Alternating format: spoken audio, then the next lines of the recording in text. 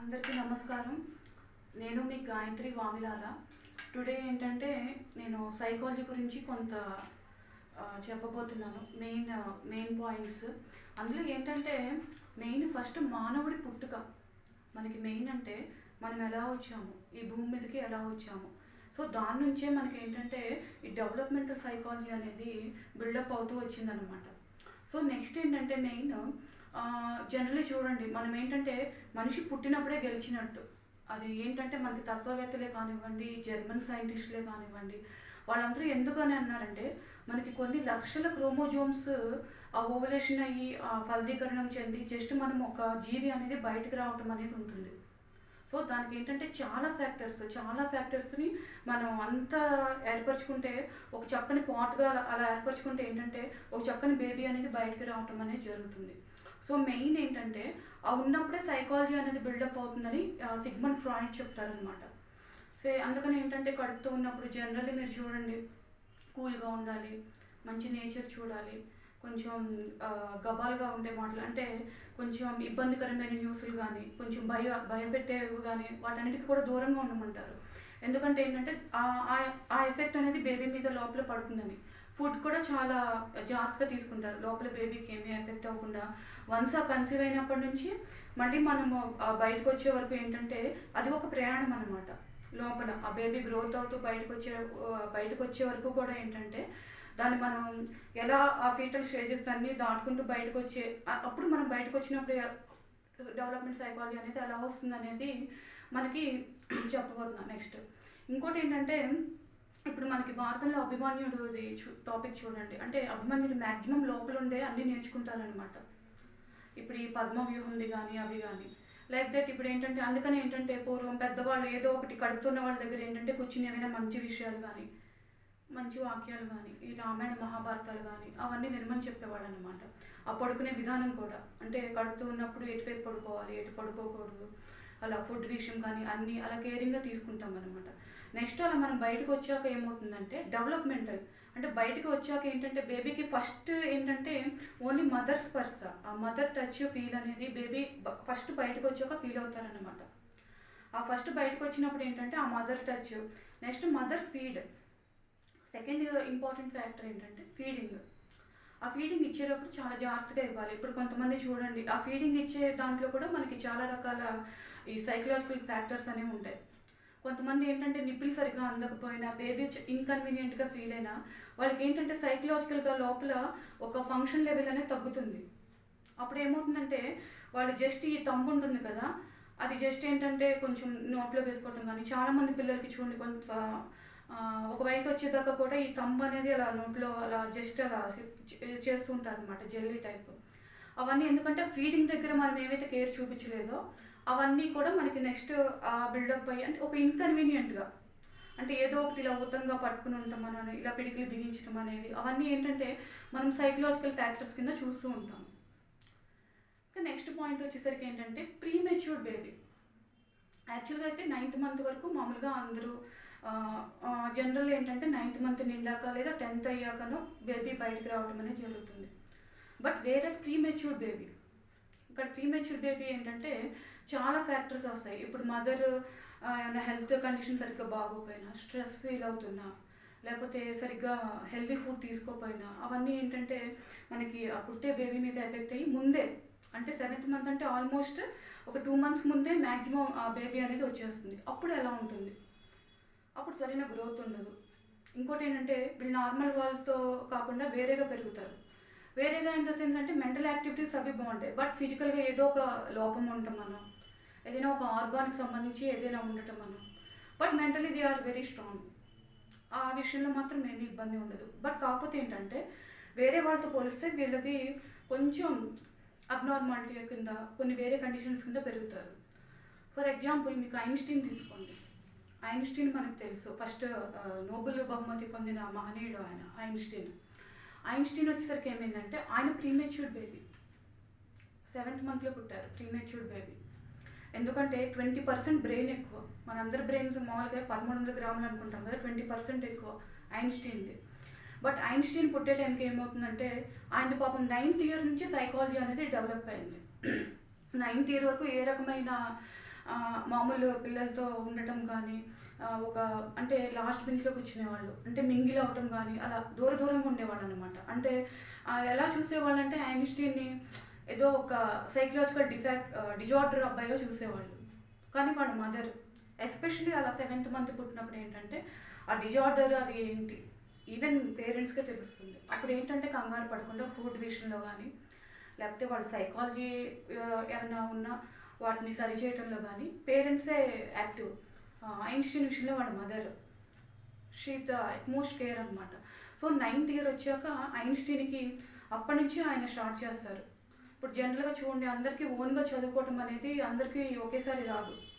ఒక్కొక్కరికి ఒక ఏజ్లో వస్తుంది, ఒకరికి 10thలో వస్తుంది, ఒకరికి ఇంటర్లో వస్తుంది. అలాగా 10th వరకు బాగా చదివిన వాళ్ళు ఇంటర్లో సరిగ్గా చేయలేకపోవచ్చు. అసలు 10th వరకు ఏమి చదివిన వాళ్ళు ఇంటర్ నుంచి అద్భుతాల కింద చేస్తుంటారు. అవన్నీ ఏంటంటే it's depends upon the psychological factors.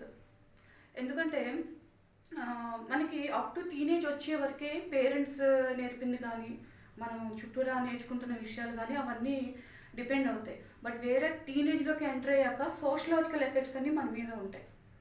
అంటే అప్పటి వరకు ఉన్న ఆ టీనేజర్ ఏమైతే ఉన్నాడో సోషియో ఎలిమెంట్స్కి అలవాటు పడి అప్పుడు సోషల్ సైకాలజీ డెవలప్ అవుతుంది. అంటే మన మానవుడి మనుగడలోనే ఒక్కొక్క ఫ్రేజ్లో ఒక్కొక్క సైకాలజీని మనము చూసుకుంటూ వెళ్తూ ఉంటాం అనమాట. Adolescence age, mid age, old age, ఇవన్నీ ఏంటంటే different kinds of psychological ages అనమాట. Okay, next. సో ఇలా అయ్యాక ఏంటంటే ఐన్స్టీన్ అంటే వీళ్ళ బ్రెయిన్ లెవెల్ ఎలా ఉంటుందో మీకు జస్ట్ ఒక చిన్న ఎగ్జాంపుల్ చెప్తాను. ఏంటంటే వాళ్ళది ఒకే పర్టికులర్ ఆబ్జెక్ట్ మీదే ఉంటుంది వాళ్ళ బ్రెయిన్. ఇంకా వేరే వాటి మీద అంటే చిన్న విషయాల మీద వాళ్ళకి చాలా తక్కువ ఉంటుంది ఫోకస్. E=mc² అని చెప్పి నోబెల్ బహుమతి పొందిన ఆయనకి ఒక జస్ట్ చిన్న మీకు ఎగ్జాంపుల్ స్టోరీ చెప్తాను. ఐన్స్టీన్కి ఒక ల్యాబ్ ఉండేది. ఆ ల్యాబ్లో కూర్చుని వర్క్ చేసుకునేవాళ్ళు. మామూలుగా వర్క్ చేసుకుంటుంటే వాళ్ళ మదర్ కూడా ఫుడ్ అక్కడ పెట్టేసి వెళ్ళిపోయేవాళ్ళు. ఎందుకంటే సైంటిస్టులు అంటే they are in the different world. వాళ్ళకి ఏంటంటే డిస్కవరీ కావాలి, ఏదో కుతూహలము అవన్నీ ఉంటాయి. ఇంకో ఇంపార్టెంట్ పాయింట్ ఏంటంటే ఇలా 7th మంత్ బోర్న్ అయిన వాళ్ళకి ఏంటంటే రైట్ సైడ్ మైండ్ అనేది ఎక్కువ ఉంటుంది. రైట్ మైండ్ యాక్టివేషన్ అనేది మనకి రైట్ లెఫ్ట్ 2 బ్రెయిన్స్ ఉంటాయి. రైట్ సైడ్ ఏంటంటే కుతూహలము, ఎమోషన్స్, ఏదో కనుక్కోవాలి, ఇమాజినేషను అవన్నీ ఉంటాయి, ఫ్యాంటసీస్ అవన్నీ. ఇటు వచ్చేసరికి ఏంటంటే లాజికల్, ఎడమవైపు బ్రెయిన్ లాజిక్, అవతల వాళ్ళు ఏదైనా మాట్లాడుతుంటే ముందే గెస్ చేసేయటము అవన్నీ లాజిక్ సంబంధించి పజిల్స్ పూర్తి చేస్తూ ఉంటారు. అవన్నీ ఏంటంటే మనకి లెఫ్ట్ సైడ్ బ్రెయిన్. ఈ రెండింటి ఫంక్షనింగ్ మీద మనకి బ్రెయిన్ అనేది యాక్టివేట్ అవుతూ ఉంటుంది. బట్ ఐన్స్టీన్ బ్రెయిన్ వచ్చేసరికి 20% ఎక్స్ట్రా. ఇంకోటి ఏంటంటే ఐక్యూ లెవెల్స్ మోర్. మనకి ఐక్యూ లెవెల్ అనగానే అది ఐన్స్టీన్తో మ్యాచ్ అయిందో లేదో అని కనుక్కుంటూ ఉంటారు పెద్ద యూనివర్సిటీస్లో. ఆ స్టోరీ ఏంటంటే ఆయనకు ఒక ల్యాబ్ ఉండేది. ఆ ల్యాబ్ ఉంటే ఒక డాగ్ని పెంచుకునేవాళ్ళు ఆయన. ఈయన వర్క్ చేసుకున్నప్పుడల్లా డాగ్ వచ్చి ఆ ల్యాబ్లో తిరుగుతూ బయటకు వెళ్ళిపోతూ ఉండేది. బయటకు వెళ్ళిపోతూ ఉంటే మళ్ళీ ఏమైందంటే డిస్టర్బెన్స్గా ఉండేది ఆయనకి. ఈ డాగ్ వచ్చి వెళ్ళిపోవటము, మళ్ళీ నాక్ చేస్తూ ఉండేది, మళ్ళీ ఈయన వచ్చి తీసి మళ్ళీ ఈయన కూర్చుని ఆయన కొంచెం డిస్టర్బెన్స్ అయ్యి ఒక కార్పెంటర్ని పిలుస్తారు. కార్పెంటర్ని పిలిచి, నాకు ఈ డాగ్ రోజు నేను వర్క్ చేసుకుంటుంటే కొంచెం డిస్టర్బెన్స్గా ఉంది, అస్మాన్ డోర్ నాక్ చేస్తుంది, మీరు నా డోర్కి జస్ట్ డాగ్ వచ్చే ప్లేస్ వరకు కొంచెం హోల్ చేయండి అని చెప్తారు. సరే కార్పెంటర్ వస్తాడు, జస్ట్ ఆ డాగ్ పట్టే ప్లేస్ వరకు అది సెట్ చేసేస్తారు, అయిపోతుంది. తర్వాత ఇంకా నెక్స్ట్ డే నుంచి అదేమి ఇబ్బంది పెట్టదు, ఈయన వర్క్లో ఉన్న జస్ట్ అది వచ్చేస్తుంది, మామూలుగా చూసుకుని అదంతా తిరిగేసి వెళ్ళిపోతూ ఉంటుంది. కొన్ని రోజులు అయ్యాక ఏంటంటే ఈ డాగ్కి పిల్లలు పుడతాయి. ఈ డాగ్ ఈనుతుంది, ఒక 4 కుక్క పిల్లలు పుడతాయి. పుట్టాక ఏంటంటే మళ్ళీ ఐన్స్టీన్ వర్క్లో ఉండి మళ్ళీ ఆ కార్పెంటర్ కాల్ చేస్తారు, పిలిపిస్తాడనమాట. ఏంటి సార్ అంటే, నా డాగ్ ఈనింది, ఇంకో హోల్ చేయి, ఆ హోల్ నుంచి పిల్లలు వస్తాయి కదా అంటారు. ఆ కార్పెంటర్ నవ్వుతాడనమాట. సార్ డాగ్ వచ్చే దాంట్లోంచి డాగ్ పిల్లలు రావా అని అంటాడనమాట. అంటే ఏంటి, ఇది మామూలు విషయం జస్ట్. అంటే ఏంటంటే ఇలా బ్రెయిన్ సెట్ ఉన్న వాళ్ళు ఏంటంటే చిన్న విషయాల్లో వాళ్ళ మైండ్ అనేది అక్కడతో ఫ్రీజ్ అయిపోతుంది. మనం ఏమనుకుంటాం, అంతా E=mc² చెప్పడానికి ఇది చిన్న విషయం, ఇది తెలియదా అంటుంది. అంటే ఏంటంటే 7th మంత్ బేబీస్ ఏంటంటే వాళ్ళు ఏ విషయంలో ఉంటారో అక్కడే ఉంటారు. అంటే అది కంప్లీట్ అయ్యే వరకు వేరే విషయాల మీద బ్రెయిన్ ఫంక్షనింగ్ అనేది స్లోగా వెళ్తూ ఉంటుంది. ఇది చిన్న ఎగ్జాంపుల్ అనమాట, ఇది ఐన్స్టీన్ దానికి. నెక్స్ట్ వచ్చేసరికి విన్స్టన్ చర్చిల్. మనం ఏం చెప్పుకోవాల్సింది. విన్స్టన్ చర్చిల్ అనే ఆయన బ్రిటిష్ ప్రధాని, మనకు అందరికీ తెలుసు. ఎందుకంటే అసలు చర్చిల్ చెప్పిన సిద్ధాంతాలు కానీ, ఎందుకంటే ఒక సోషియాలజీని సపరేట్గా ప్రజెంట్ చేసి సామ్రాజ్యవాదాన్ని మంచిగా నిలిపిన ఆయన Winston Churchill. Next Winston Churchill ఆయన బ్రిటిష్కి ఫస్ట్ ప్రధాని అనమాట. విన్స్టన్ చర్చిల్ కూడా premature baby, 7th month baby. ఈయనకి ఏముండేదంటే ఒక మెయిన్ ఏమో ఏదైనా ఒక దేశానికి ప్రధాని అవ్వాలనేది ఆయన మెయిన్ గోల్. దానికోసం మ్యాక్సిమం కృషి చేసి, అంటే ఒక ప్రధానమంత్రి స్థానానికి ఒక మంచి కిరీటం తీసుకొచ్చింది ఫస్ట్ మనకి విన్స్టన్ చర్చిల్, బ్రిటిష్ ప్రధాని. ఆయనకి ఏముండేదంటే స్టేజ్ ఫియర్, పబ్లిక్ స్పీచ్ అనేది చాలా భయపడతారు. మనకి 100లో 73% ఆఫ్ పీపుల్ పబ్లిక్ స్పీచ్ అంటే చాలా భయం అనమాట. అది ఆయన ఎదుర్కోవడానికి చాలా చాలా చాలా చాలా కష్టపడాల్సి వచ్చేది. ఎలా అంటే జస్ట్ అద్దం ముందు నుంచునో లేకపోతే సెక్రటరీకి చెప్పు, అలా చాలా ఏళ్ళు తర్వాత ఆయన బహిరంగంగా వచ్చి పబ్లిక్ స్పీచ్ అనేది ఇవ్వటం జరుగుతుందన్నమాట. అంటే ఏంటంటే ఏదో ఒక వీక్నెస్ అనేది, ఏదో ఒక డిజార్డర్ అనేది మనకు అలా వస్తూనే ఉంటుంది. అంటే ఏ మంత్లో పుట్టిన వాళ్ళకైనా సరే, బట్ 7th month వాళ్ళకి ఏంటంటే కొంచెం ఇలాంటివి కొంచెం అలా ఎక్కువ ఉంటాయి అన్నమాట. నెక్స్ట్ ఎగ్జాంపుల్ తీసుకుంటే, ఫర్ ఎగ్జాంపుల్ నేనే, I'm the premature baby, 7th month baby. నేను పుట్టినప్పుడు అసలు అసలు అవ్వరనే చెప్పారట, మా మదర్ చెప్తూ ఉండేవాళ్ళు. బట్ నేనేం చెప్తున్నానంటే 7th month నా మెంటాలిటీ చెప్తున్నాను మీకు ఇప్పుడు. అంటే నన్ను నేను ఎవాల్యుయేట్ చేసుకున్నప్పుడు నాకు 2 components తెలిసాయి. ఫస్ట్ పాయింట్ ఏంటంటే, నాకు చిన్నప్పుడు స్కూలింగ్ ఏజ్లో ఏంటంటే పబ్లిక్ స్పీచ్ అంటే చాలా వణుకు పుట్టేది.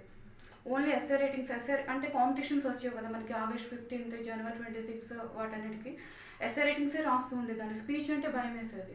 మా డాడీ 2-3 సార్లు చూసి, కాదు ఇలా రాసుకుంటూ ఉంటే దానికే పరిమితం అయిపోతావు, అందరిలో మాట్లాడాలి, షై పోతుంది అని చెప్పి ఒకసారి August 15th వచ్చి నా పేరు రాయించుకుని వెళ్ళారు. ఆ నెక్స్ట్ డే ఏమైందంటే, ఫస్ట్ నేను చెప్పిన స్పీచ్ డాక్టర్ ఎల్లాప్రగడ సుబ్బారావు గారి గురించి. ఆయన మన తెలుగు సైంటిస్ట్. అది పబ్లిక్గా అంటే స్కూల్లో అందరూ ఉండగా చెప్పానమాట. అది చెప్పడానికి చాలా కష్టమైంది. ఫస్ట్ 2-3 minutes భయపడ్డా, తర్వాత బాగానే చెప్పాను. ఆ నెక్స్ట్ ఏంటంటే ఫీల్ అయ్యాను అనమాట, ఎలా చెప్పాను ఏంటి అని. అంటే మా ఫాదర్ ఏమన్నారంటే, ఫస్ట్ 2 minutesలో అసలు ప్రజెంటేషన్ ఎలా వచ్చింది కాదు, నువ్వు ముందు నిలబడ్డావా లేదా అది మెయిన్ చూసుకోవాలని. నెక్స్ట్ డే టీచర్స్ అందరూ మెచ్చుకోవడం స్టార్ట్ చేశారు, బాగా చెప్పావు మాదమ్మ అంటే. ఓహో, అంటే మా ఫాదర్ ఏం చెప్పేవాళ్ళంటే, మనం రాసిన దానికంటే కూడా మాట్లాడిన దానికి ఎక్కువ వాల్యూ ఉంటుంది. అంటే దీనికి వాల్యూ ఉండదని కాదు, నువ్వు రాసింది జస్ట్ 2-3 చదివి వాళ్ళిద్దరి వరకే డిస్కస్ చేసుకుంటారు. బట్ వేరే పబ్లిక్గా చెప్పింది ఏంటంటే అందరూ బాగా రిసీవ్ చేసుకుంటారు అనేది. అదేంటంటే ఆ పబ్లిక్ స్పీచ్ ఫియర్ అనేది నేను అలా పోగొట్టుకున్నాను అనమాట. సో ఏదైనా ఏంటంటే మనకి అబ్నార్మాలిటీస్, ఈ డిజార్డర్స్, ఫోబియాస్ ఇవన్నీ మనకు వస్తూనే ఉంటాయి. బట్ సైకాలజీలో ప్రతి దానికి సొల్యూషన్ ఉంది. ఏం లేదు, మనం భయపడే విషయాన్ని మళ్ళీ చేస్తూ ఉండాలి. ఇప్పుడు స్పీచ్ భయం ఫస్ట్ ఇద్దరిలో చెప్పడం, తర్వాత స్టాఫ్ రూమ్లో మేడం ముందు చెప్పేదాన్ని. స్టాఫ్ రూమ్లో అంటే 4-5 టీచర్స్, తర్వాత ఫ్రెండ్స్ ముందు, తర్వాత ఒక 10 మంది ముందు, అలా ఇంకా లాస్ట్కి ఏంటంటే August 15th రిపబ్లిక్ డే అవన్నీ అంటే మొత్తం అందరూ ఉంటారు కదా, కాలేజ్ వాళ్ళు, టీచర్స్ అందరూ ఉంటారు. అలా ఏంటంటే ఫస్ట్ మన పబ్లిక్ ఆ ఫియర్ అనేది పోతే ఏంటంటే నలుగురిలోకి వెళ్ళి మాట్లాడటం అనేది మనకు అలవాటు అవుతుంది ఫస్ట్. సో ఇది. ఇంకోటి ఏంటంటే సెకండ్ ఇంపార్టెంట్ పాయింట్, ఈ 7th monthలో పుట్టిన వారికి ఇంకొక మెయిన్ డిజార్డర్ అని చెప్పను కానీ మెయిన్ ఎలిమెంట్ ఏంటంటే, సంతోషం వచ్చినా హాయిగా ఉంటుంది, దుఃఖం వచ్చినా లోగా వెళ్ళిపోతూ ఉంటుంది. అంటే సంతోషం వచ్చినా పట్టుకోలేము, దుఃఖం వచ్చినా ఆపలేమంటాం కదా, అలా ఉంటారనమాట. అది కూడా చాలా ఇబ్బంది. ఎందుకంటే ఆనందం వచ్చినప్పుడు దాన్ని సమానంగా బ్యాలెన్స్డ్గా ఉంచాలి, దుఃఖం వచ్చినప్పుడు కూడా నెక్స్ట్ సొల్యూషన్ దొరుకుతుంది అని ఉంచాలి. బట్ ఇలా 7th month గ్రోన్ బేబీకి ఏంటంటే పక్కన ఎవరో ఒకరు సపోర్ట్ ఉండాలి. ఎందుకంటే అస్మాన్ ఏదో తట్టి పర్లేదు అని చెప్తూ ఉండాలి. లేదంటే కనుక వాళ్ళు కొంచెం అంటే ఫేస్ ఫీలింగ్స్ని బట్టి మనసులో అంటే వీళ్ళు ఇప్పుడు ఆనందంగా ఉన్నారు, ఇప్పుడు దుఃఖంగా ఉన్నారని ఈజీగా గెస్ అయిపోతూ ఉంటుంది. ఈవెన్ మీరు 7th month బేబీస్ పుట్టిన వాళ్ళు ఎలా చూస్తే ఫేషియల్ ఎక్స్ప్రెషన్స్ కానీ, లైక్ ఇప్పుడు ఐన్స్టీన్, విన్స్టన్ చర్చిల్, ఇంకా చాలామంది ఉన్నారు, సౌత్ ఆఫ్రికా ఫుడ్ ప్లేయర్ కానీ, ఇలా వీళ్ళందరినీ ఏంటంటే మనకి పేరెంట్స్ గమనించుకుంటూ ఏంటంటే స్టెప్ బై స్టెప్ తీసుకొస్తే మనకి ఏది ఉండదు. ఆ తర్వాత ఇప్పుడు నేను స్కూల్లో చెప్పిన ఆ పబ్లిక్ స్పీచ్ అనేది నాకు తర్వాత పీజీ లెవెల్కి, బీఈడీ లెవెల్కి అలా వెళ్ళాక ఏంటంటే ఒక 10 మంది ఉన్నప్పుడు ఫస్ట్ ఛాన్స్ మనకే ఇస్తారు, మాట్లాడండి అని. అప్పుడు అనిపిస్తుంది మనకి ఇస్తే బాగుండు, ఒక 4 మాటలు చెప్తే బాగుండు అనేది. సో ఏంటంటే ఈ మైండ్ని ఎలా బ్యాలెన్స్డ్గా ఉంచాలి, వీటన్నిటికీ లోన్ కాకుండా, డిజార్డర్స్కి వాటికి కాకుండా మైండ్ని ఆనందం వచ్చినా ఒకే లెవెల్లో, దుఃఖం వచ్చినా ఒకే బ్యాలెన్స్ లెవెల్లో ఎలా ఉండాలి అనేది మనకి స్పిరిచువల్ వేలో వెళ్తాం మనం. సైకాలజీగా చెప్పినా సరే స్పిరిచువల్ వేని మనం హెల్పింగ్ కింద తీసుకుని వెళ్ళాలి. నెక్స్ట్ ఈ మైండ్ సెట్ని దీన్ని సరిగ్గా ఉంచడానికి స్పిరిచువల్ వేలో ఏ రకంగా చెప్పారనేది మీకు నెక్స్ట్ క్లాస్లో ఎక్స్ప్లెయిన్ చేస్తాను. Thanks friends. ఈ వీడియో నచ్చితే మీరు లైక్ చేయండి, షేర్ చేయండి, సబ్స్క్రైబ్ చేయండి, మీ ఫ్రెండ్స్కి కూడా షేర్ చేయండి. నమస్తే.